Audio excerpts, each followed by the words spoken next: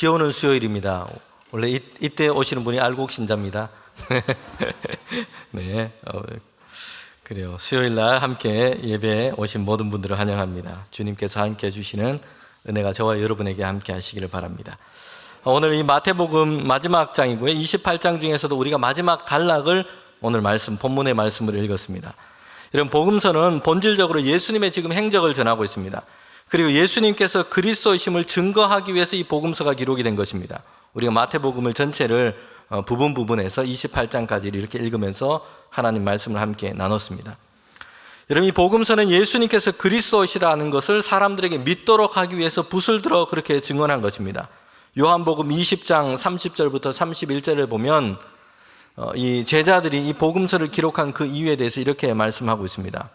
예수께서 제자들 앞에서 이 책에 기록되지 아니한 다른 표적들도 많이 행하셨으나 오직 이것을 기록함은 너희로 예수께서 하나님의 아들 그리스도이심을 믿게 하려 하시며 또 너희로 믿고 그 이름을 힘입어 생명을 얻게 하려 함이니라. 아멘. 왜 요한이 이 복음을 기록했는지를 말씀하고 있고요. 그것은 모든 복음서가 왜 기록되었는지를 지금 얘기를 하고 있습니다. 예수님께서 하나님의 아들 되심, 그리스도이심을 증언하기 위해서였고요. 사람들이 이것을 믿도록 하기 위해서 그렇게 기록한 것입니다. 여러분, 이런 목적은 요한복음과 복음서뿐만 아니라 신구약 성경 전체가 왜 기록되었는지 그 목적이 무엇인지를 분명하게 얘기를 해주고 있습니다. 예수님이 그리스도이심을 증언하기 위해서입니다. 구약은 오실 그리스도에 대한 약속에 대한 말씀입니다. 그리고 신약은 우리에게 오신 그리스도, 그리고 다시 오실 그리스도에 대해서 말씀하고 있습니다. 그러니 성경 전체가 예수 그리스도에 대해서 예언하고 있고 전하고 있고 증언하고 있는 것입니다. 그냥 단지 그러나 예수님에 대해서 듣고 예수님에 대해서 더 많이 알도록 하는 데 목적이 있지 않습니다. 예수님이 그리스도이심을 믿도록 하기 위해서입니다. 예수님이 세상과 모든 인생의 구원자가 되시고 예수님이 나의 구주 되심을 사람들이 믿도록 하기 위해서 성경은 기록된 것입니다. 물론 성경은 우리가 인생을 살아가는데 어떤 필요한 지혜를 열어주기도 합니다. 세계적으로 어떤 자기개발, 리더십에 대해서 저명한 작가가 있는데 그가 나중에 예수님을 믿게 되고 성경을 읽게 되었습니다. 그런데 성경을 읽으면서 대단히 놀랐다는 것이요. 성경을 보니까 지금까지 그렇게 자기 분야에서 많은 책을 읽고 연구를 했는데 깨닫지 못했던 차원이 그 지혜들이 성경 안에 가득했다는 것이요. 그래서 성경을 읽은 영감으로 그는 자기 분야에 대해서 더 많은 글을 그렇게 쓸 수 있었다고 얘기를 합니다. 여러분, 이처럼 성경은 세상 가운데 우리가 어떻게 현명한 판단을 하고 좋은 리더십과 영향을 미치며 살아갈 수 있는지에 대해서 지혜를 열어주기도 합니다. 여러분, 그러나 이것은 에피타이저에 불과합니다. 곁들인 음식 또는 따라오는 옵션, 사은품 이런 종류의 것에 불과한 것입니다. 성경을 읽으면 인간관계가 좋아지기도 하고 사업이나 공부를 잘하는 지혜가 열리기도 합니다. 성격이 좋아지고 두뇌가 개발되고 치매도 안 걸리는 이런 것을 얻기도 합니다. 그러나 이것은 뭐라고요? 곁들인 음식, 사은품에 불과한 것입니다. 더 중요한 것이 있어요. 성경이 우리에게 열어주는 본질적인 지식은요, 영혼 구원을 얻게 하는 믿음의 지식인 것입니다. 하나님의 구원 경륜을 안에서 우리가 세상과 우리 자신을 아는 믿음의 지식인 것입니다. 예수 그리스도를 믿어 하나님을 아는 지식을 얻는 것이고 구원 얻는 믿음을 얻도록 하는 것이 여러분 성경 말씀인 것입니다. 이 마태복음의 마지막 단락은 부활하신 예수님께서 승천하시면서 제자들에게 남긴 이 명령을 담고 있습니다. 대위명령이라고 그렇게 말합니다. 예수님께서 제자들에게 임무로 맡기신 가장 중요한 이 사명을 우리에게 보여주고 있습니다. 이 명령으로 마태복음을 끝을 맺고 있습니다. 그런데 성경의 구조가 참 드라마틱합니다. 마태복음은 이렇게 끝을 맺고 있지만 닫힌 구조가 아니에요. 여기서부터 새로운 시작이 열립니다. 이렇게 남겨주신 명령을 따라서 이제 제자들이 그 사명을 감당하게 되는데 그 이야기가 사도행전으로 자연스럽게 이어지고 있다는 것이에요. 사도행전도 마찬가지입니다. 사도행전은 이렇게 끝이 나고 있습니다. 사도행전 28장 30절부터 31절에 보면 바울이 온 이태를 자기 셋집에 머물면서 자기에게 오는 사람들 다 영접하고 하나님의 나라를 전파하며 주 예수 그리스도에 관한 모든 것을 담대하게 거침없이 가르치더라. 아멘. 여러분, 사도행전은 바울과 사도들 그리고 성도와 동역자들을 통해서 그 시대 가운데 하나님의 나라와 주 예수 그리스도의 복음이 어떻게 전파되는 일에 대해서 기록을 하고 있어요. 그런데 사도행전도 닫힌 구조가 아니에요. 하나님의 이 복음 전파 역사 안에서는 여전히 열린 구조로 그렇게 끝을 맺고 있다는 거죠. 그 뒤에도 예수 그리스도와 하나님의 이 복음의 전파가 계속될 것임을 열어놓고 있습니다. 성도 여러분, 이것은 예수님께서 주신 이 대위명령이, 주님이 주신 이 사명이 오늘 지금 우리에게도, 우리 교회, 지금 교회들 가운데도 계속되고 있음을 보여주는 것입니다. 예수님께서 승천하시기 전에 제자들에게 하신 이 마지막 명령을 주셨는데, 그 명령은 그들이 이 땅에서 해야 할 중요한 사명에 관한 것이었습니다. 오늘 본문인 마태복음 28장 19절부터 20절 앞부분에 보면 이렇게 말씀합니다. 함께 이 말씀을 읽도록 하겠습니다.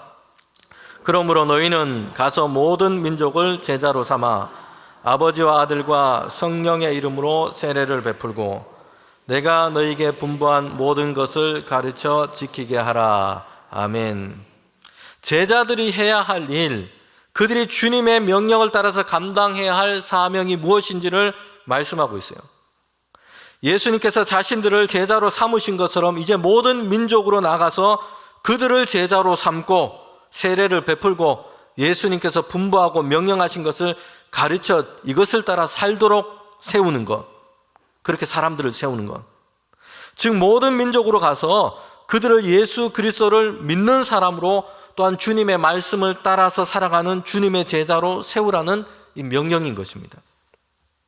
여러분, 이 명령은 제자들이 무엇을 해야 하는지 그 사명에 대해서 밝혀주고 있습니다.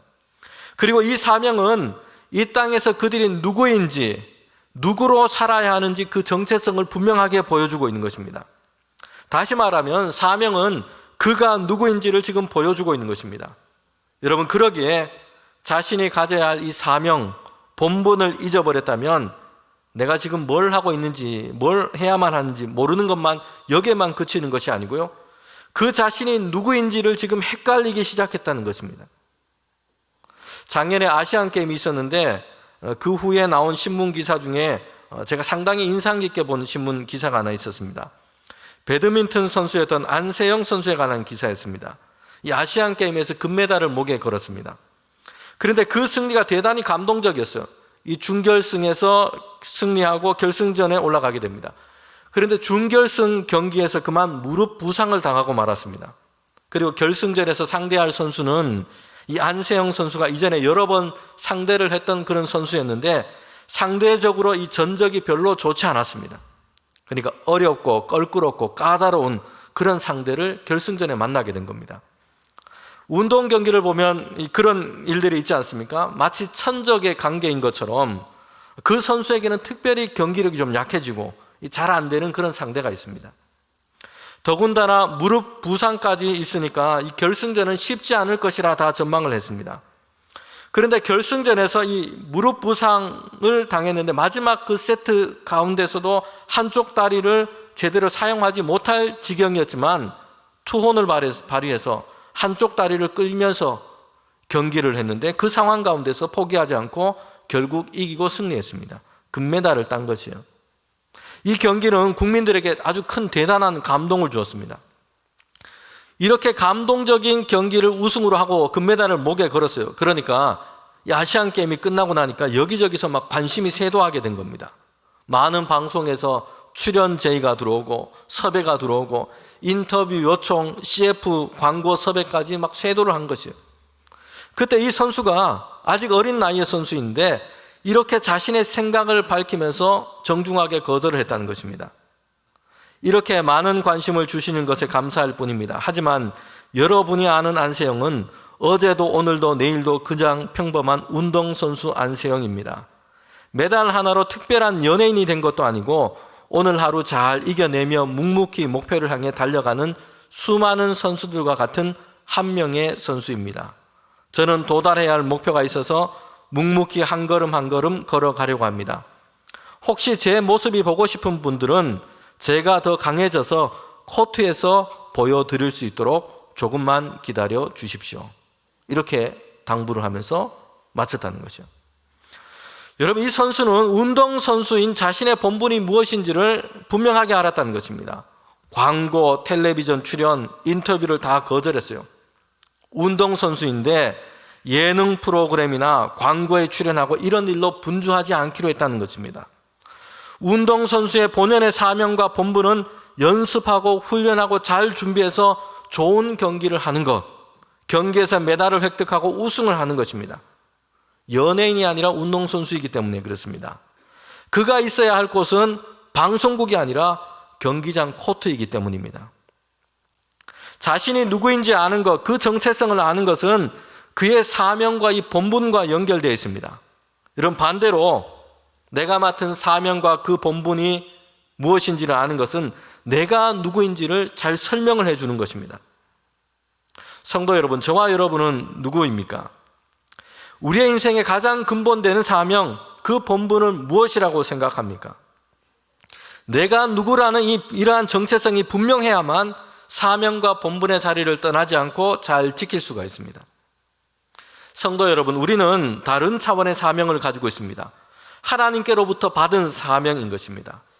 우리가 하나님께로부터 받은 택하심을 받은 성도요, 교회로서 우리가 하나님께로부터 받은 본질적인 사명과 본분이 우리에게 있다는 것입니다. 오늘 예수님은 제자들에게 이것을 말씀해 주고 있습니다. 이것을 잊어버린다면 여러분, 운동선수가 경기장과 연습장에 있지 않고 방송국에서 더 많은 시간을 보내는 것처럼 되고 맙니다. 자신은 운동선수인데 마치 누구인지를 잊어버리고 연예인처럼 행동하고 지내는 것과 같이 되고 마는 것입니다. 오늘 말씀은 예수님께서 부활하신 것과 이어지고 있습니다. 예수님께서 십자가에 달려 죽으시자 예수님이 이 당하신 이 고난과 죽음 때문에 제자들은 완전히 그 죽음 때문에 그 슬픔에 압도되었습니다. 처참하게 십자가에 처형당하시는 예수님의 모습을 보고서 모든 것이 다 끝났다라고 생각을 했어요. 슬픔과 절망 속에서 그들은 뭘 해야 될지를 알지 못했습니다. 갈피를 잡지를 못했던 것이요. 그런 제자들에게 부활하신 예수님께서 다시 찾아오셨고, 그리고 승천하시기 전에 이 사명을 명령으로 주신 것입니다. 성도 여러분, 그런데 이 제자들이 예수님으로부터 이 부르심의 사명을 받은 것은 이때가 처음이 아니었어요. 제자로서 예수님의 택하심을 처음 받았을 때 이미 그들에게는 주님께서 사명을 그들에게 주신 것입니다. 처음으로 예수님의 부르심을 받았을 때 그들은 이전의 삶의 터전을 떠나서 뒤로 하고 예수님을 따랐습니다. 제자들 중에는 어부들이 있었는데 배와 그물을 다 버려두고 예수님을 따랐습니다. 제자들 중에는 세리도 있었는데 세간을 나와서 예수님을 따랐습니다. 그들 모두는 가족과 친척을 뒤로 하고 예수님을 쫓았어요. 예수님과 함께 동행하는 새로운 삶을 살게 된 것입니다. 그때 주님께서 어부였던 제자들에게 이렇게 말씀했습니다. 나를 따라와라. 내가 너를 사람을 낚는 어부가 되게 할 것이다. 제자들을 부르실 때 이미 주님께서는 그들에게 사명에 대한 말씀을 주셨던 것입니다. 그러나 제자들은 이것을 깨닫지 못했습니다. 또는 그 사명을 그들은 놓친 채 그냥 지내고 말았다는 것이에요. 성도 여러분, 성도들이 자기의 일로만 바쁘다 보면, 자신을 위해 더 좋은 것 먹고 입고 마시는 일에만 바쁘다 보면, 자기의 유익과 편리만을 생각하다 보면, 세상살이로 분주하기만 하다 보면 하나님께서 우리 성도들에게 주신 본래의 사명, 하나님께서 교회에 주신 본래의 사명을 보지 못하게 됩니다. 또는 처음 이런 사명을 마음에 품었는데 나중에는 결국 자기 길로 그냥 가고 말게 되는 것입니다. 성경에 보면 바울과 함께 했던 선교 동역을 했던 사람들 중에 데마라고 하는 이 인물이 있습니다.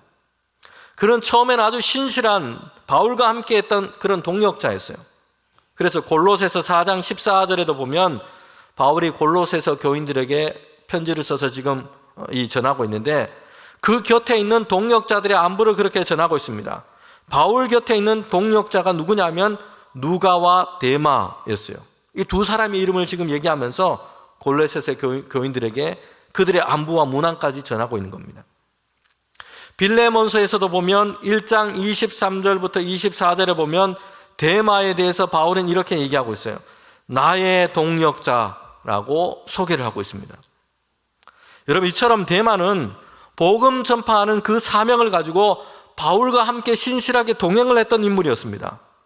그런데 이 대마가 나중에는 어떻게 됐냐면 이 사명을 놓치고 세상으로 그냥 되돌아가고 말았던 것입니다. 디모데 후서 4장 10절에 보면 바울이 이렇게 적고 있습니다. 대마는 이 세상을 사랑하여 나를 버리고 데살로니가로 갔고 라고 기록하고 있어요. 처음에는 예수님을 믿고 뜨거운 심정과 사명으로 복음 전파하는 일에 함께 했습니다. 바울과 함께 동역하면서 여기저기 다니면서 함께 이 선교 사역을 감당했다는 것입니다. 그런데 하나님의 이 부르심을 받은 이 사명을 대마는 나중에는 놓치고 말았어요. 왜 그렇다고 얘기합니까? 세상을 더 사랑하게 됐다는 것이요. 세상을 사랑하는 이 마음 때문에 결국은 세상의 길로 그는 가버린 것입니다. 사명을 놓치고 만 것이요. 우리가 사명을 잘 마음에 간직하고 지키는 것은 매우 중요합니다. 여기에 대해서 예수님께서 보여주신 그 모습이 있습니다. 이 오병이어의 기적을 일으킨 후에 주님께서는 이제 제자들과 함께 속히 그 무리를 떠나시는 그 장면이 복음서에 기록이 되어 있습니다. 오병이어를 이 기적을 일으키자 수많은 사람들이 예수님께로 지금 몰려오게 된 겁니다. 예수님을 추종하는 큰 무리가 되었어요. 그리고 그 사람들이 예수님을 왕으로 삼으려고 한 것입니다. 그럴 때 예수님께서는 어떻게 하셨냐면 제자들에게는 급히 배를 태워서 갈릴리 호수 건너편으로 지금 보내시는 것이에요. 서둘러서 빨리 갈릴리 호수 건너편으로 가라라고 그들을 보내십니다. 그리고 예수님은 그 무리를 떠나서 한적한 곳에 오르셔서 기도를 하세요. 지금 사람들은 예수님께 몰려와서 부추기는 것은요, 사람들 사이에서 높아지고 영광을 받는 일입니다. 그러나 성부 하나님께서 예수님께 주신 사명과는 전혀 관계가 없는 것입니다. 예수님은 사람들 사이에서 높은 자리에 올라 환영받고 군림하는 그런 왕으로 오신 것이 아니에요. 고난당하시고 십자가를 지시고 세상과 사람들의 이 죄를 속량하는 그리스도로 주님께서는 이 땅에 오신 것입니다. 이게 예수님의 사명이에요. 그래서 사람들의 환호를 속히 벗어나서 한적한 곳에 오르셔서 기도하신 것입니다. 그리스도로서 예수님의 이 본래 사명이 무엇인지 다시 하나님과의 교통 안에서 확인하고 세우신 것이에요. 여러분, 성도들의 사명은 세상으로부터, 세상이 주입해 주는 것으로부터 오는 것이 아닙니다. 성도의 사명, 제자의 사명은 하나님과 관계없는 자기 목표, 자기 유익을 달성하는 것에서 오는 것이 아니에요. 사명은 하나님께로부터 받은 이 소명에서부터 오는 것입니다.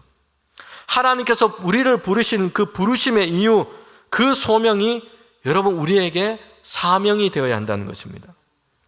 그리고 그 사명은 우리 인생에서 계속해서 마음과 생각 가운데 확인되고 계속해서 세워져 가야 한다는 것이요.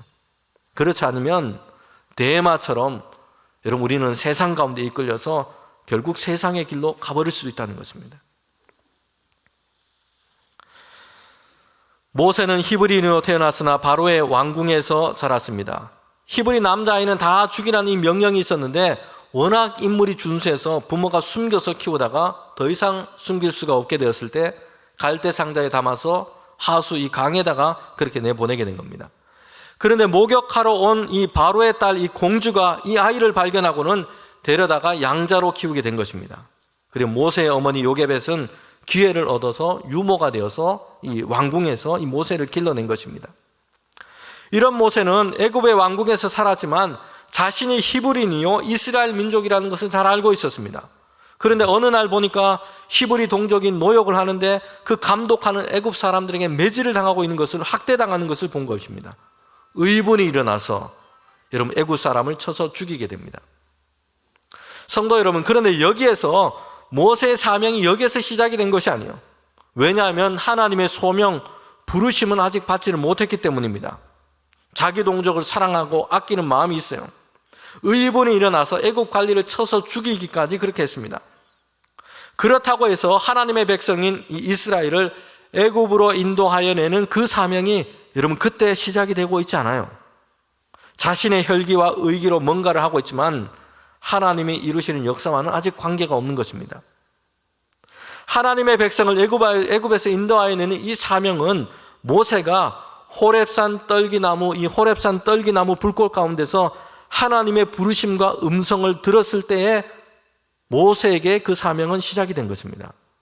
물론 이전에 하나님께서 모세를 이미 다 준비하고 가 계셨지만 모세 자신이 그 자신이 하나님께로부터 받은 사명은 여기서부터 시작이 된 거죠. 모세가 하나님의 소명을 듣고 자신의 신을 벗었습니다.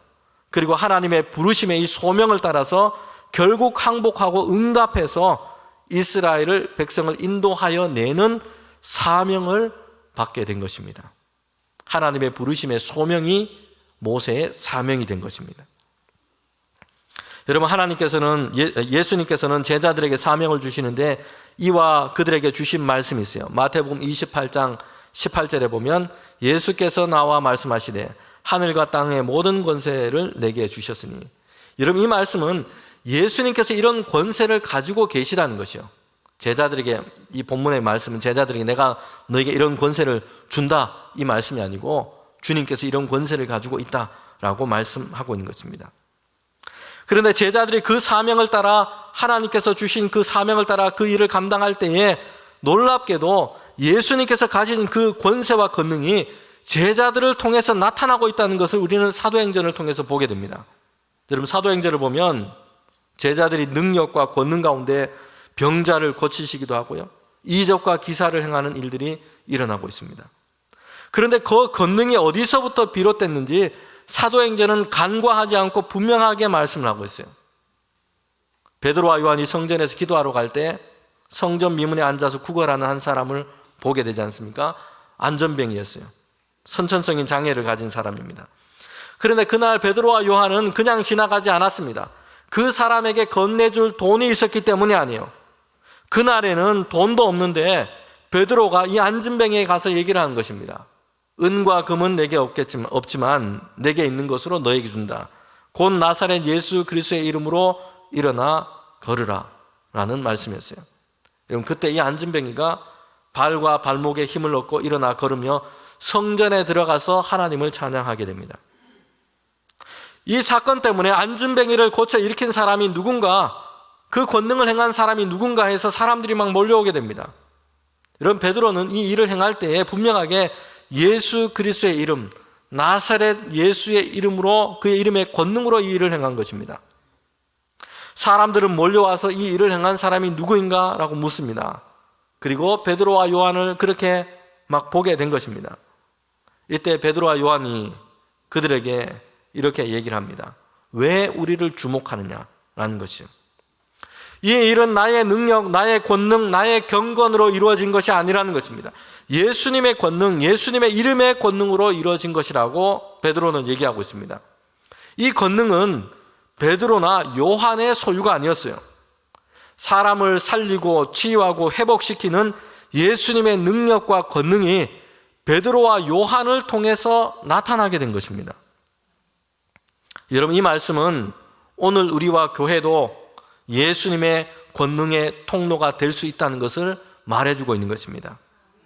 주님의 뜻하심 속에서 살고 우리가 이 사명을 붙들고 세상 가운데 나갈 때에 치유와 회복시키는 예수님의 권능이 우리와 우리 교회를 통해서 세상 가운데 나타나고 드러날 수 있다는 말씀인 것이에요. 여러분, 오늘 우리는 이것을 기대하고 사모해야 될 줄 믿습니다. 이런 권능으로, 이런 능력으로 해야 할 사명이 있습니다. 이것이 대위명령이에요. 모든 민족에게 나가서 세례를 주고 제자를 삼아서 예수님께서 분부한 것을 가르쳐 지키게 행하라 라는 것입니다. 제자들이 예수님께로부터 얻은 그 권능, 예수님의 권능이 제자들을 통해서 드러날 때에 그들이 해야 할 일은 예수 그리스도 되심과 하나님의 구원의 역사를 증거하고 전하는 것입니다. 주님의 권능에 이 그들을 통해서 나타나게 될 때에 여러분, 이 모든 일로 민족 가운데 예수 그리스도와 하나님의 나라가 전파되고 선교와 전도의 일이 되도록 하시는 것입니다. 예수님께서 제자들에게 명령하신 이 사명을 우리가 다시 한번 살펴보면요, 모든 민족에게로 나가라는 것이요. 그리고 제자를 삼고 아버지와 아들과 성령의 이름으로 세례를 주고 예수님이 분부하신 것을 가르쳐 지키게 하는 것입니다. 제자를 삼고 세례를 주고 가르쳐 지키게 하라라는 것은 어떤 단계를 뜻하는 것이 아니요, 나누어진 어떤 개별적인 행동 지침을 말하고 있는 것이 아닙니다. 이런 예수님께서 이미 제자들에게 주님께서 행하신 것입니다. 제자로 삼고 세례를 주고 가르쳐 지키게 했습니다. 그래서 예수님을 그리스도로 믿고 하나님의 이 구원의 은혜 안에서 백성이 되게 했습니다. 그리고 그 은혜를 통해서 세상 가운데 주님의 말씀을 따라서 살아가는 자들로, 하나님의 나라와 그 일을 위해 살아가는 자들로 세워지도록 그렇게 하신 것입니다. 여러분, 그런데 제자들에게 주신 이 사명은 정말 생각지 못한 어려운 일로 제자들에게는 다가올 수 있습니다. 제자들은 이 갈릴리 땅, 유대 땅을 벗어나 본 적이 없어요. 거기서 태어나고 자라고 거기서 활동하고 있습니다. 유대인들이에요. 일생 동안 이스라엘 지역을 벗어나 본 적이 없는 사람들이에요. 그런데 예수님의 위임 명령을 들을 때에 또한 제자들의 상태는 어떻습니까? 오늘 말씀에도 나오지 않습니까? 어떤 사람은 의심 중에 있어요. 권능과 능력은 고사하고 제자들은 여전히 아직도 두려움에 매여 있는 자들이었습니다. 그런데 예수님이 주신 명령이 뭡니까? 모든 민족으로 가서 제자를 삼으라는 것이에요. 사도행전에 보면 오늘 주님의 이 주신 명령과 병행되는 말씀이 사도행전 1장 8절에 기록이 되어 있어요. 오직 성령이 너희에게 임하시면 너희가 권능을 받고 예루살렘과 온 유대와 사마리아와 땅끝까지 이르러 내 증인이 되리라 하시니라. 아멘. 제자들은 예수님의 이 증인이 되어야 합니다. 그런데 어디까지냐면 예루살렘만이 아니요, 유대와 사마리아와 땅끝까지입니다. 그들이 생각했고 그들이 경험했던 그런 범위와 영역을 완전히 넘어서 있는 것입니다. 예수님의 이 명령을 받아든 제자들에게는 주님의 이 명령이 그들이 할 수 없는, 당장에는 불가능한 명령으로 여겨집니다. 사마리아와 땅끝까지 가서 예수님을 증거하는 것은 고사하고, 여러분, 제자들은 예수님께서 고난당하실 때 아무도 항변하는 이가 없었어요. 여자 종 앞에서 예수님을 모른다고 부인하며 맹세까지 했습니다.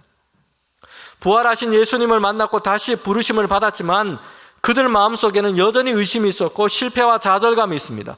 두려움이 그들 마음속에 자리하고 있습니다. 이런 제자들에게 승천하시면서 예수님이 하신 명령이, 이 명령은 불가능한 사명, 미션 임파서블로 여겨지게 됩니다. 그런데 예수님은 제자들에게 이 미션이 임파서블이 아니라 파서블, 미션 파서블이 될 것을 얘기하고 계세요. 그들은 할 수 있고 그들을 통해 이루어질 사명이라 될 것이라고 주님이 말씀하고 계십니다. 왜냐하면 예수님께서 그들과 함께 하시기 때문입니다. 여러분, 예수님께서 대위임 명령으로 모든 민족으로 가서 제자를 삼고 세례를 주고 가르쳐 지키게 하라라고 말씀하시고, 그 다음에 이어서 이렇게 말씀하십니다. 여러분, 이 말씀은 주님께서 주신 이 사명이 제자들에게 불가능한 사명이 되지 않고 가능한 사명이 될 것을 알려주시는 말씀이에요. 마태복음 28장 20절 하반절 말씀을 저와 여러분이 함께 읽도록 하겠습니다. 함께 읽겠습니다. 볼지어다 내가 세상 끝날까지 너희와 항상 함께 있으리라 하시니라. 아멘. 현대어로 번역한 이 메시지 성경에는 이렇게 번역해 나왔습니다. 너희가 이 일을 하는 동안에, 이 시대가 끝날 때까지 날마다 하루도 빠짐없이 내가 너희와 함께 할 것이다. 이렇게 말씀하고 있어요. 너희가 주님께서 주시는 이 일을 하는 동안, 이 일은 뭡니까? 너희가 주님께서 주신 이 사명을 하는 동안에는 주님께서 주신 이 사명을 하면서 날마다 하루도 빠짐없이 주님이 함께 하심을 그렇게 만나게 될 것이다. 경험하게 될 것이다.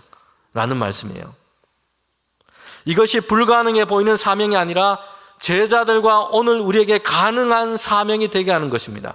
예수님께서 날마다 그 사명을 할 때에, 그 사명을 감당하는 동안에 주님께서 날마다 하루도 빠짐없이 함께 할 것이다. 약속하시기 때문입니다. 주님께서 함께 하시기 때문입니다. 주님께서 우리를 통해 동행하시고 우리를 위해 일하시기 때문입니다. 여러분, 사도행전에 보면 그래서 성령이 임하고 큰 권능을 받고 너희가 증인이 될 것이라 말씀합니다.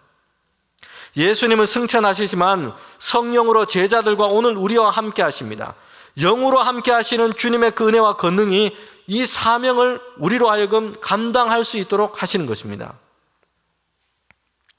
영국의 이 대각성 운동과 부흥을 일으켰던 주도했고 감리교를 시작했던 존 웨슬리는 1703년에 태어났고 1791년에 그렇게 소천하게 됩니다. 당시로는 상당히 88세까지 장수를 했어요.